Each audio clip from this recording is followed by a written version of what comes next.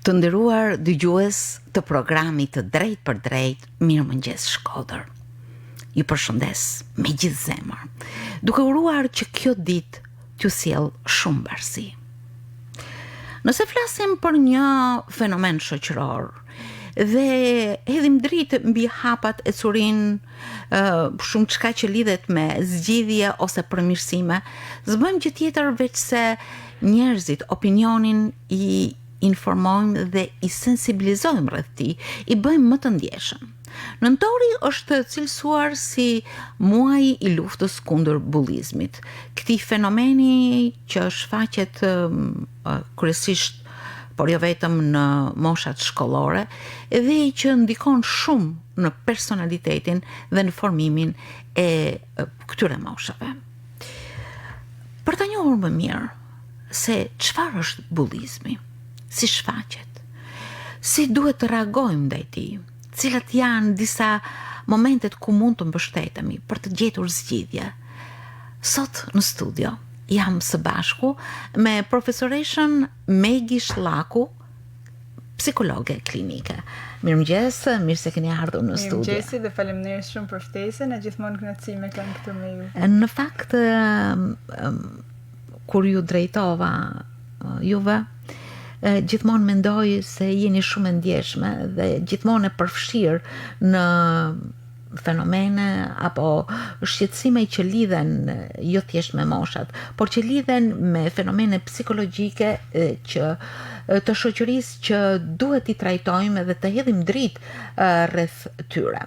Ndaj, duke u ndalur tek bullizmi, nuk kemi si të mos marrim akoma më shumë njohuri rreth tij.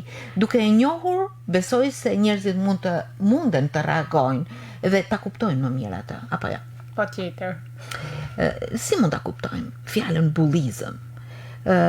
Shpesh ajo shfaqet në forma, mënyra, ndoshta shumë kush edhe në mënyrë të pavetdijshme mund ta pranojë një formë të tillë, por që kur mbërrin në një stad të caktuar krijon një traumë, një diçka që lidhet shumë me jetën shpirtërore. Pastaj vijon me shumë shkaqe që ndikojnë në jetën e tij. Bullizmi mundën e me thënë që është çdo lloj dëmtimit që i bëhet një personi tjetër nga dikush ose nga një grup i caktuar, dhe me dëmtim nuk i referohen vetëm atij fizik, edhe pse bullizmi në aspektin fizik është një fenomen që ne hasim shumë shpesh. Si fenomen lidhet shumë edhe me aspektet emocionale, do të thot me dëmtimin emocional dhe psikologjik që i bëhet një personit që është viktim për një kohë të gjatë. Veçoria bullizmit është që nuk është sporadik, do të thonë nuk bazohet vetëm në momente të caktuara zakonisht, por është një lloj dëmtimit që noll për një kohë të caktuar dhe është një dëmtim që prek pikërisht ato dimensionet më delikate të personit, që janë emocionet e tij, është mënyra si se njihet me veten, aspektet që lidhen edhe me pamjen e tij, por edhe me natyrën e tij, me disa elemente që përbajnë personalitetin e tij. Do të thonë, mundem me thënë që është një fenomen jo i rrallë, është një fenomen që haset shpesh në shumë realitete, por edhe në realitetin tonë, dhe shpeshherë ka dhe disa forma të cilat janë shumë të padukshme. Do të thonë, ne jena mësuar gjithmonë me identifiku bullizmin që bazohet në reagime të dukshme. Për shembull, fakti që dikush dhunon fizikisht ose fakti që dikush dëmton një person dhe gjithë tjerë të vëzhgojnë. Ka raste kur bullizmi është shumë i maskuar dhe i referohet reagimeve shumë të vogla, si për shembull një shikim i hedhur në formën një duhun me qëllim me dëmtu tjetrin, një fjalë jo e përshtatshme që një person ja thot një personi tjetër me qëllimin me e bë mund i keq. E përmendim gjithmonë elementin e qëllimit, sepse bullizmi bazohet edhe te dëshira për mi shkaktu një dëmtim emocional personi tjetër. Këto forma që janë pak më të maskumet janë edhe më të rrezikshme, sepse edhe në raport me personat e tjerë që janë prezent në një episod, bahen pak të vështira për mu dallu edhe për mu identifiku dhe personi mundet me vujt shumë kohë para se me arrit dikush me e kuptu që ai ka një vujtje të këtij llojit.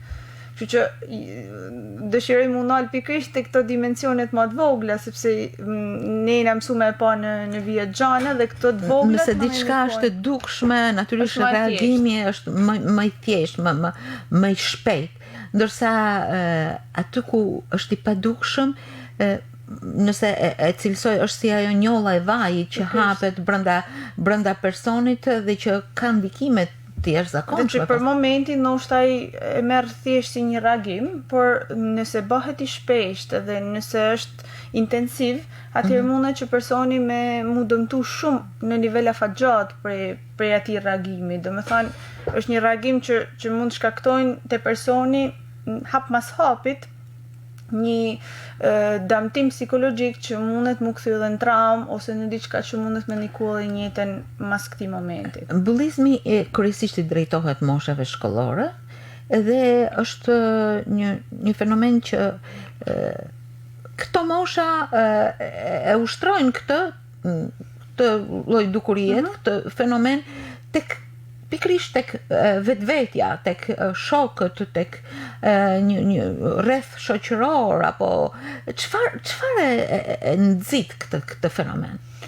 Mendoj se nxisin shumë gjëra. Ba me marrë në nivel teorik, bullizmi është nevoja që një person ose një grup i caktuar ka për me dominu me një lloj forcet kaq i personave që shfaqin ndonjë element dobësie. Patjetër që vehet re gjithmonë në moshat, sidomos në periudhën e adoleshencës, sepse gjitha dinamikat problematike dalin pak më tepër në këtë moshë, por mendoj se nuk lidhen vetëm me këtë moshë. Pavarësisht se fokusi edhe vëmendja është gjithmonë te pjesa e shkollës, mendoj se një fenomen i tillë shfaqet kudo. Dhe me këtë i referohem sidomos edhe modeleve që të rit marrin prej personave të ndryshëm. Për shembull, prej një prindit që nuk respekton një element personal të fëmijës dhe që dëmton një farë mënyre të bë komente të panevojshme për situatën e një fëmie ose për një një defekt që fëmia mund të ketë edhe në prezencën e personave tjerë. Pavarësisht se në këtë rast nuk është i qëllimshëm dhe nuk ka për qëllim me dëmtu, por ne me kanë se kena pasoja negative mund të shihen edhe në këto elemente. Komunikimi me takt është art dhe që duhet patjetër ta kenë parasysh të rriturit ndaj fëmijëve. Ose për shembull në rastin e një mësuesit që para gjithë klas i thot një fëmije që ti nuk din asgjë. Domethënë ne mund ta marrim si një episod që mund ta kenë has edhe në përditshmërinë tonë, për mi thënë para klaset që ti nuk din kurrë ose për me bën një koment shumë negativ për nxënësit, por edhe në këtë rast është një formë bullizmi, sepse i na të dëmtu vetëvlerësimin e një fëmie që është shef shkollën si pikë referimit për me fillu dhe të imagjinojmë sikur ky fëmijë me kanë klasën e parë, që është momenti i parë që ai ka kontaktin me shkollën. Ai mundet mu bë më një rritun që të ju një shtypun për një kohë caktuar prej familjes ose prej mësuesve mundet mu kthy potencialisht në dhunus. Ose domethënë zakonisht prej modeleve dhunës kalohet në dy versione. Zakonisht sepse ka dhe persona që arrin me i përpunu këto dinamika që kanë ndodhur. Ose në rastin e dhunusit kur fillon e nnin nevojën për një lloj fuqie që e transmeton me personat e tjerë dhe që një farë mënyre të shërben për me shëru plagën që ki marr, ose në formën e personit që qëndron gjithmonë i shtypun dhe që vazhdon e dhunohet në psikologjikisht sidomos edhe në etapat e ndryshme të jetës. Domethënë çështja nuk është vetëm te momenti kur ndodh bullizmi, edhe te përvoja që bën personi dhe te efektet që kjo përvojë ka në nivel afatgjat. Dhe kjo është pjesa më delikate, sepse nuk mbaron aty te episodi, vazhdon edhe në vazhdimsinë e jetës personit. Në një sens, nëse i marrim të dy aktorët, dhunuesin dhe viktimën, të dy në një farë mënyre janë viktima. Viktima të një bote më të madhe e cila ndikon tek ata, qoftë për të vepruar në mënyrë të dhunshme, qoftë për të qenë viktime kësaj dhune. Patjetër, sepse shpeshherë ndalen atë viktima në kuptimin ajo që e pson dhunën, por realisht edhe personi që ushtron dhunën ka met mrena një cikli dhunet dhe mrena një modeli dhunet që as ai nuk arrin me dalë, do me thanë ne potencialisht ndihmojmë gjithmonë viktimen sepse është viktima që mund të kërkojë ndihmë.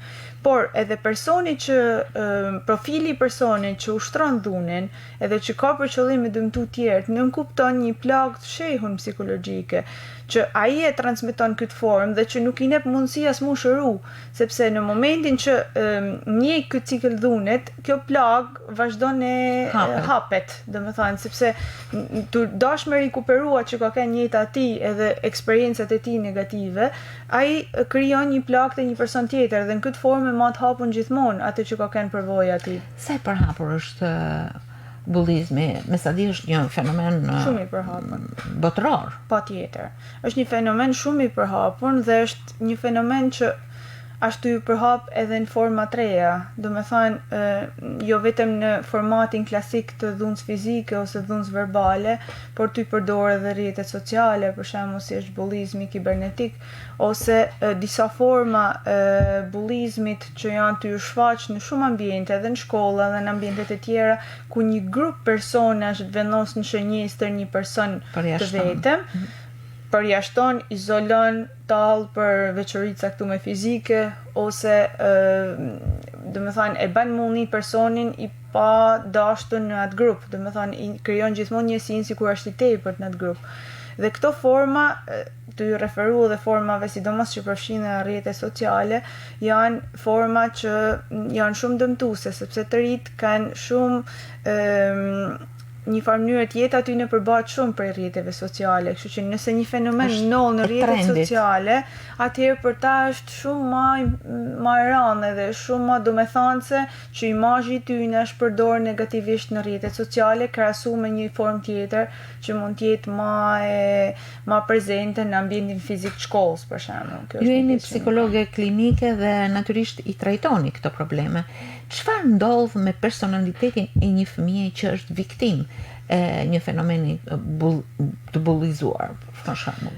Viktima zakonisht ka një element që e identifikon edhe ka pjesën që është një guack. Do me thënë, me imagjinu një person që rrin guack edhe që çdo person tjetër fillon e sheh si një rrezik për përvojës që ka ba, dhe me thënë, zakonisht fëmijët e myllën, fëmijët që janë pak ndrojtun, ose personat që kanë pak ndjeshmëri të theksume edhe që zakonisht janë mësu me idenë që duhet mu binë në gjaneve, janë ata që mund të bahen ma lehtësisht viktimet bullizmit, jo sepse ata janë dopë, sepse më dhe dalim të koncepti i forcë dhe i dopsis që është shumë i ndryshëm nga e që mendon ai që bën bullizëm. Por do të thënë ka një lloj mylljet edhe ka një lloj nevojet për me pas aprovimin e personave tjerë, do të thënë dhe ky aprovim i vjen jo në formën që ai shpreson, por i vjen përmes kundërshtimit të disa elementeve që janë personale. Ato që bullizojnë kërkojnë viktimat dhe viktimat kanë veçori të caktuara. Për shembull, janë persona që mund të kenë përjetu situata familjare problematike, janë persona që linë brenda tyre se diçka është e dopt, edhe që do të thënë zakonisht kanë një veçori të caktuar që ata e vujnë shumë dhe bullizuesish përdor pikërisht këtë dobësi që personi percepton te vetja për me gjujt në atë pikën që parashikohet edhe mendohet si e dobët e personi. Do të thënë i zgjellin viktimat, nuk ka se viktimat janë të rastësishme, janë zgjelluna në bazë të kënaqësisë që ofrohet në formë sadizmit kjo? Në formë ekstreme po, do të thënë arktohem me faktin që një person është i vujt. Dhe më kujtohen disa herë që më ka ndodhur me pa dhe episode të fëmijët, disa episode që lidhen me kulturën, por që një farë mënyret mund të kthehen në një formë dhunet. Për shembull, kur fëmijët e vegjël qajnë ose kanë një situatë, ka herë të rritunit rreth tyne i fillojnë të tallen me faktin që një fëmijë ashtu qall dhe e bojnë edhe më nerva. Do të thënë, janë ato episode që në kulturën tonë i shohim, do të thënë. Ai fëmijë vazhdon të lihet keq, vazhdon të nervozohet dhe lihet i pafuqishëm, qohet me reagu në të rritunit dhe rrituni i tregon edhe një herë që ai është i vogli dhe e ule vazhdon e tallë. Do me thënë, janë disa skema që sa do që duken të vogla dhe të parëndësishme dhe jo me qëllimin për me damtu dikën, në momentin kur na aktohena me vujtjen e dikujt tjetër, është diçka që ne nuk duhet me bë, sepse jena ty tregu atij fëmijës që unë personi më rëndësishëm për ty që mund të jetë prindi, aktohem ndoshta edhe me persona të tjerë në një dhomë për reagimin që ti ke si fëmijë. Domethënë duken detaje, po prej detajeve lindin gjanat e mëdha. Asgjë nuk është e vogël, sidomos kur sjellje të tilla përstriten vazhdimisht dhe fëmia ka ndjesinë që është i pafuqishëm për me ndalu reagimin e të rritunit. Po, tjetër nuk në gjithmonë. Po, cila është prevalenca e treguesve të këtij fenomeni? Ndoshta e ndam në shumë kategori, djem, vajza, mosha, zona, kultura. Bullizmi është i përhapur në nivel, po thona, ndamjet midis djemve dhe vajzave, është bullizuesit janë më shumë djem zakonisht. Ty referu statistikave edhe botnore, edhe të njoh pak edhe kontekstin shqiptar. Dhe ka një arsye në perceptimin tim, sepse kulturalisht disa herë djemt rriten me idenë që janë të fortë, edhe që këtë forcë duhet me tregu ka herë dhe ndam të personave tjerë. Por, domethënë, mendoj se bullizuesit kanë të njëjtën probabilitet me kanë si djem si vajza, sepse edhe vajzat ndoshta mund të kenë forma më të sofistikume për me bullizu, për shembull shoqet e tyre, ose për mundi për një detaj, për shembull të lidhur me pamjen e jashtme, ndoshta mund të jenë shumë më e kanë shumë më theksuar pjesën me evidentuar këtë pjesë. Në raport me moshat, mendoj se si që thamë edhe më përpara, periudha adoleshencë është periudha kur fenomenet shfaqen më shumë, kanë ekzistuar me siguri edhe më përpara, por është momenti kur bëhen të dukshme dhe bëhen shpërthejnë ato elemente që janë ndërtuar dhe që janë bërë pjesë e personit me rritjen e tij. Gjatë që lidhet edhe me lëvizjen brendshme, hormonale, me zhvillimin, me një lloj shpërtimi. Elementet që lidhen shumë me momentin kur që ata po përjetojnë. Është një shfaqje e caktuar e bullizmit. Ajo mund të jetë e heshtur në një moment, mund të jetë edhe shumë e dukshme. Cili mund të jetë një reagim i parë në mbrojtje ose në trajtimin më të mirë të mundshëm, natyrisht emocional, por edhe një lloj profesionizmi, pa e quaj me një gjuhë veçantë kështu, për ta trajtuar një fenomen të tillë? Elementi i parë është me kuptu episodin. Do me thënë, ne nuk mund të trajtojmë diçka që nuk e kena kuptu mirë. Kështu që elementi i parë kur jena përpara një fenomenit, një episodi që lidhet me fenomenin, është me negju të gjitha versionet. Do me thënë, me negju edhe personin që ka një veprim bullizues, me negju edhe personin që ka pësu një veprim bullizues.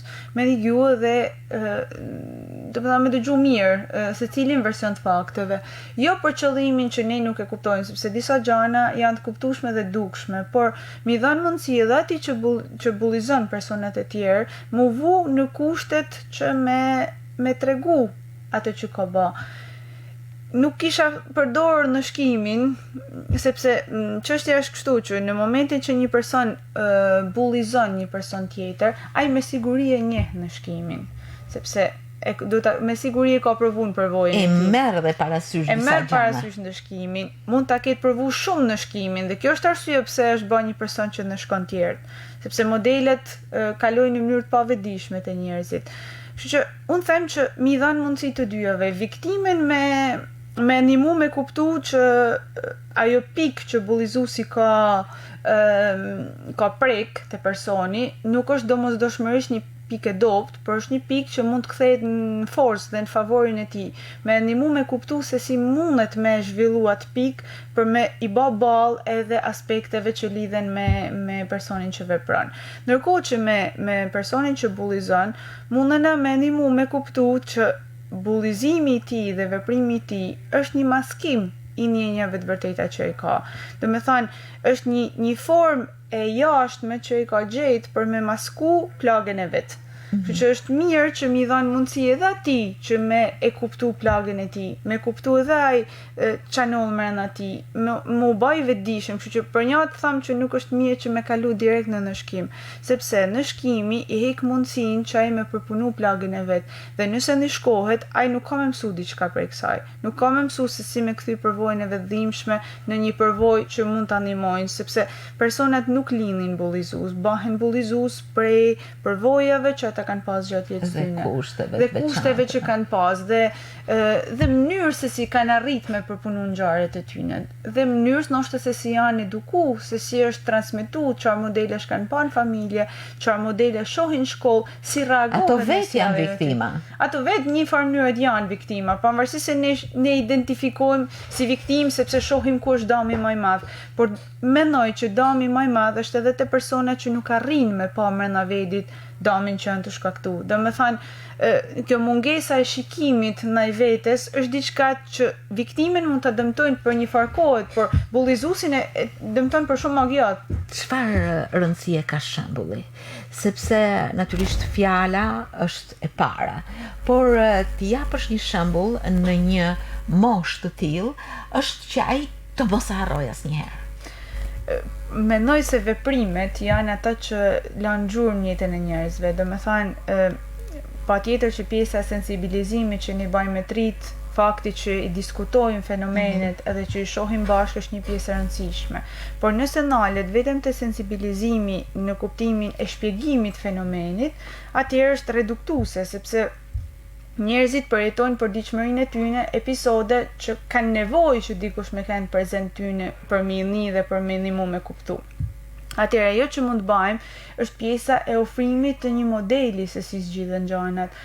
Ndoshta dhe ne vetë në momentin që veprojmë në një mënyrë të caktuar, ndoshta edhe përmes shembullit që paraqita më përpara që ulen edhe bisedojmë me personin që ka bullizu dikën, i japi mundësi që me fol, me tregu diçka për përvojës tij, i japi mundësi me kuptu që nuk ka vetëm aspektin negativ. Dakord, veprimi është negativ. Do me thënë, ndajmë veprimin prej personit. Veprimi mund të jetë shumë negativ, por ne nuk ecim me idenë që edhe personi është negativ. Ne ecim me idenë që personi nuk din me bë një veprim pozitiv në këtë rast, dhe ne i ofrojmë një mundësi se si ai më e bë këtë veprim. Në këtë sens ndalemi tek burimi i këtij fenomeni, i cili është tek bullizuesi, por që brenda tij duhet parë, duhet ulumtu, duhet në mënyrë që mbase të gjitha ato gjëra negative të ndriçohen dhe mbase ai sillet në një person krejt tjetër. Këtë e bazoj në një përvojë personale. Ka qenë rasti i një djali, do me thënë në moshën 15 vjeçare, dhe ai, do me thënë, perceptohej për gjithëve si kapo, si një person që, do me thënë, vendoste poshtë vetes persona që janë që ai konsiderote si viktima dhe një farë mënyrë si më dobët, dhe ishte një person që kishte një lloj autoritetit në krejt grupin e miqve. Hera parë që kam bisedu me te, ka qenë, do me thënë, e kam thirrë për me njoftë. Nuk e kam thirrë për mi tregu që është bullizuesi edhe që ka me pas pasojë për këtë gjë, e kam thirrë për me njoftë edhe i kam bërë pyetje që lidhen me te. Do me thënë, për me kuptu se si është si person. Ai u habit, do me thënë, reagimi parë ishte habi, sepse normalisht kur bën një veprim negativ, ajo që ti pretesh që me shku dikun dhe personat me të vënë duke që ke bën një veprim gabim. Unë i thash, du me të njoft ty, du me kuptu si je ti. Kena mu marrë edhe me reagimin, por du me kuptu se si je ti. Atëherë i filloj me më thanë edhe gjana që i pëlqejnë. Filloj me më thanë edhe aspekte që më leshin terren për me mujt mu marrë edhe me një pjesë që është ndjeshmëria ati. Dhe me thanë, pavarësisht se ishte e mshehun shumë, kishte mundësi që me zjarë disa elemente. Filloi me folë edhe për përvojën e tij, domethënë unë i dëgjum dhe filloi me folë për përvojën e tij dhe unë kujtoj që rreth 1 orë ka filluar me kjo 1 orë rresht. Dhe ishte ty ba një lloj pastrimit emocional, të kujtu ngjarjet që i kanë në jetën e tij, të kujtu aspektet që të kujtu sa i ndjeshëm ka qenë kur ka qenë i vogël. Sa si tjerët janë tallë me ndjeshmërinë e tij, kujtohet si ka qenë një viktim e bullizimit dhe patjetër nuk ka mjaftuar një takim, janë dash disa takime, por në momentin që ai ka zbulu këto aspekte të tij, ka filluar edhe me pa vendin ndryshe, domethënë jo si një person që dominon të tjerët, por si një person që mundet me ndihmu dhe është kthyer në një figurë ndihmuese. Domethënë, për një figurë që gjithë ishin me idenë problematikut të ambienteve të ndryshme, domethënë që dominon me personat e tjerë, është kthyer në një person që ky lloj force shkatruese që ai ka pas brenda vetit e ka kthyer në një forcë ndërtuese. Dhe kjo është pjesa që ne duhet me synu, domethënë që mi ba edhe personat që kanë brenda vetit një forcë dëmtuese, mi ndihmu mu kthy në një jo gjithmonë nol, jo, domethënë nuk është diçka që është automatike për çdo lloj situate. Janë procese të mëdha që nuk janë thjeshta. Në fakt ju jeni psikologa klinike dhe profesioni juaj është pikërisht të depërtoj në brendësinë e personalitetit për të ndihmuar të tjerët të hedhin hapa për shërimin e mjaft dëmtimeve që ata kanë. Megjithatë, nxënësit në shkollë kanë një figurë, është mësuesi.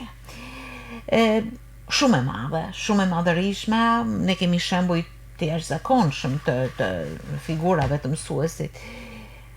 Sa e rëndësishme është që mësuesi të mos jetë thjesht dhënësi i njohurive shkencore në shkollë, por të jetë një figurë e plotësuar në shumë anë. Mësuesi është një figurë edukative dhe të kenë një figurë edukative si shumë elemente edhe persona të tjerë në shkollë, nuk kupton edhe që mi ofru nxënësve një model që shkon për te njohurive dhe unë mendoj që arsyeja pse njerëzit akoma vazhdojnë me shku në shkollë është pikërisht për këtë lloj modelit, sepse për njohuri tashmë njohurit merren në çdo ambient dhe mjafton me kliku në internet dhe t'i gjen njohuri për secilën fushë. Kështu që nuk është parsore transmetimi i dijeve. Sigurisht është elementi i shpjegimit e çdo element tjetër që duhet, por mendoj se roli kryesor i mësuesit si një figurë qendrore e klasë është pikërisht me ekuilibru disa dinamika që ndodhin në klasë. Domethënë me shërby si një model reagimit dhe me shërby si një model që nuk lejon që me noll elemente të caktuara në klasë, domethënë që bën diçka, vepron aktivisht për me ndalu nëse ka një cikël dhunet të papërshtatshëm, për me kriju ekuilibër midis dinamikave që munden me në klasë. Çdo klasë ka një mësues kujdestar, përveç mësuesve të lanëve tjetër, dhe mendoj se ka një arsye kjo gjë, që me ka një person që njeh nxënësit e vet dhe që në bazë të asaj që njeh, edhe fillon me kuptu se si mundet me reagu në situata të ndryshme. Patjetër që psikologu dhe çdo figurë tjetër i bashkangjitet dinamikave në klasë, por nuk e zëvendësojnë hapësinën që ka mësuesi në jetën e nxënësve, sidomos sepse e para sepse kalon shumë kohë me ta, dhe e dyta sepse ka mundësinë për me njohë secilin prej tyre në dinamikën që ka.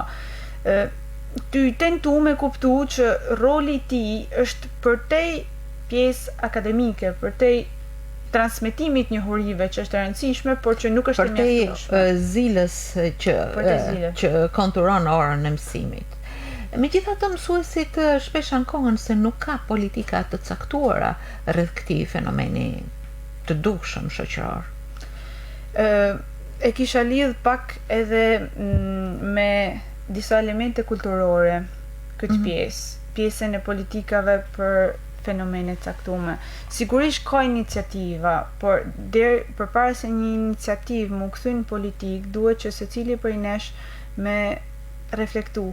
Domethënë është një proces që del përtej në diçka e të shkrume, është diçka që nënkupton mundësinë e secilit person që bëhet pjesë e një politike të caktuar me pas rolin e tij aktiv, jo ma një rol pasiv ku informohet lidhje me një fenomen, por edhe përgatitet se si me luftu fenomenin. Dhe me thënë është një aspekt formimit që është i ngadalt edhe që është dhe me thënë ka ato elemente që duhen mu pa me shumë kujdes. A bëhet kjo edhe me trajnime të veçanta? Bëhet edhe me trajnime, sigurisht bëhet përmes aspekteve praktike.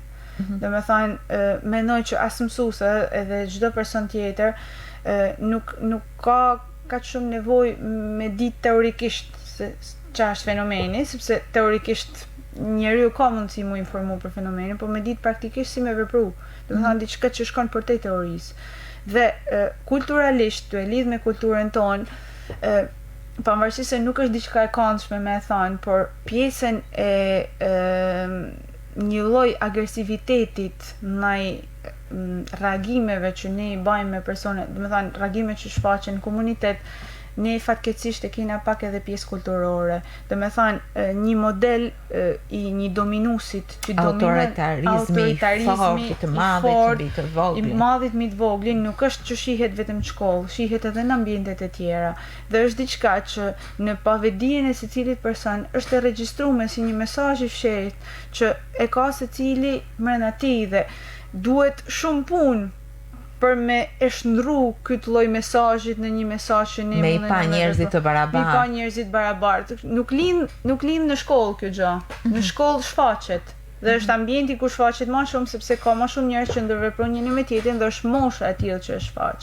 Por ne këto modele i ofrojmë edhe në ambientet e tjera. Modelin që një person që ka fuqi nuk e përdor fuqinë e tij për me ndihmu personat e tjerë, por e përdor fuqinë e tij disa herë ose për me dalë si figurë e fuqishme ose për me dëmtu në disa raste. Kështu që kjo niveli ajo që quhet forcë realisht nuk është forca që ne shohim edhe që ne perceptojmë, ja është forca bazohet ose është më shumë pjesë e personave që kanë një lloj vedijet për aspekte që duhet me ndryshu, që nuk e drejtojnë fuqinë e tyre kundër personave tjerë, por që ndrejtojnë për personat e tjerë. Dhe është një diferencë shumë e madhe me drejtu forcën kundër një fenomenit ose pro vetes, e tjetë është krejt e ndryshme me e përdor forcën për të tjerët. Dhe ky dimension është një dimension që të rritë ka nevojë mu eduku shumë, sepse realisht në shumë momente mungon.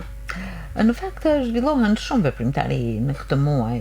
Besoj se janë një shfaqje ndjeshmërisë së vetë nxënësve, shkollave. Mendoj se gjithmonë kur themi muaj i një fenomeni, muaj i një fenomeni tjetër e tjerë, s'është gjë tjetër veç se grumbullimi shumë veprimtarive që sensibilizojnë. Sa rëndësishme është që pikrisht këto veprimtari her pas here të jenë aty, të tingëllojnë si një zile e butë, nga një herë alarmi, në mënyrë që vetë nxënësit ta kuptojnë mirë në radhë të parë, pastaj ta trajtojnë. Mendoj se janë të rëndësishme si veprimtari, por mendoj se janë të rëndësishme nëse kombinohen. Do me thënë, nëse sensibilizimi paralelisht ecë me trajtimin. Sepse, për shembull, muji i bullizmit është një muj që, do me thënë, këto tema trajtohen për çdo vit në të njëjtin muj.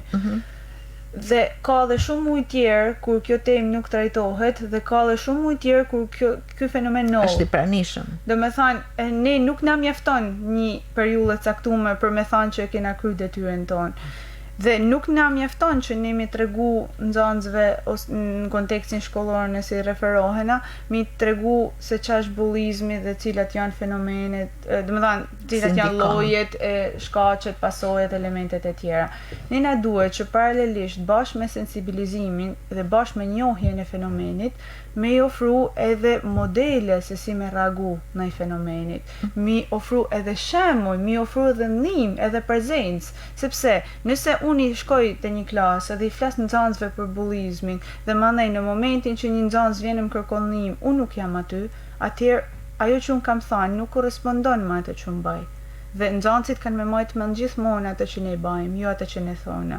Kështu që pjesa e veprës është një pjesë e rëndësishme që i jep me kuptu nxënësit që kjo temë nuk ka shërby vetëm për me, si më thonë, me ullin qetë që kena ba një aktivitet për i këtë temë. Ka shërby edhe për mi ofru ati një pikë lidhjet me personin që ka kompetencë për me trajtu fenomenin. Nëse vesh këpucët e tjetrit, duke qenë i rritur, duke qenë mësues, nëse hyn nat mantel ku shpirti drithrohet dhe që gjen një dritare të hapur, është një shembull që besoj nuk harrohet për gjithë jetën. Gjithmonë elementi i dritës, e thanu në këtë mënyrë, por është drita vjen përmes personave. Dhe me thënë edhe përvojat që secili person ban i transmetojnë një lloj dhimbet që zakonisht njerëzit nuk e harrojnë. Dhe me thënë është ajo pika, ajo qilci nuk e harrojnë. Është e vërtet. Është diçka që shkon përtej njohurive, do me thënë diçka që shkon përtej kompetencë, është diçka që prek ndjeshmërinë e njerëzve dhe në momentin që je aty për njerëzit e dallojnë, pavarësisht se ndoshta nuk i ty thon kur gjë, e kuptojnë që ti je afër tyre dhe që do me kanë pjesë, do me marr pjesë aktivisht në zgjidhjen e problemit tyre. Profesorish Megi, ishit shumë e qartë në këtë bisedë, ashtu siç për herë ju trajtoni tema të tilla. Duke folur pa fund, s'bëjmë që tjetër veç se ndriçojmë paksa ndjeshmërinë edhe pozicionin e gjithë secilit ndaj këtij fenomeni ku askush nuk është i përjashtuar. Por nga ana tjetër tregojmë se sa i rëndësishme është kuptimi. Shpirti që i jep tjetrit për ndihmë nuk bëhet asgjë me një letër, me një ftesë, me diçka që është shkruar ose edhe folur. Çdo gjë bëhet me shembullin, me ndjeshmërinë, me qëndrimin pranë, në mënyrë që kjo plag ose ky fenomen që është i pranishëm të gjej forma minimizimi dhe të bëhet shembull për gjithë jetën, sepse janë pikërisht këto mosha që i ruajnë në formimin e tyre. Shembull janë pafund. Unë edhe në emër të dëgjuesve dëshiroj t'ju falenderoj shumë edhe t'ju uroj gjithmonë ecuri të mrekullueshme, ashtu siç ju i keni tek puna juaj, shumë e bukur, humane, shumë profesionale. Faleminderit shumë. Faleminderit shumë. Faleminderit. Ishte kënaqësi.